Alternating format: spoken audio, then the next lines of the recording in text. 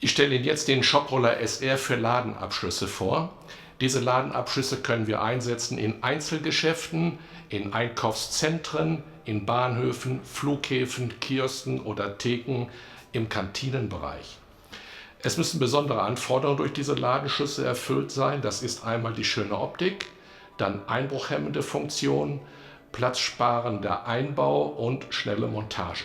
Sämtliche sichtbaren Bauteile des Shoprollers SR bestehen aus eloxiertem Aluminium. Damit schützen wir das Tor vor Verschmutzungen und geben dem gesamten Tor langfristig und langlebig eine schöne Optik.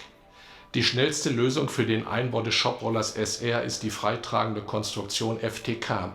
Dazu benötigen wir nur 2 Befestigungspunkte am Boden und 2 Befestigungspunkte oben, die wahlweise alternativ zum Sturz oder zur Decke ausgeführt werden. Mit der Konstruktion FTK sind wir damit unabhängig von den baulichen Anschlüssen an zum Beispiel Aluminium-Glasfassaden, Trockenbauwänden. Wir können diese Konstruktion überall in jeden Baukörper integrieren.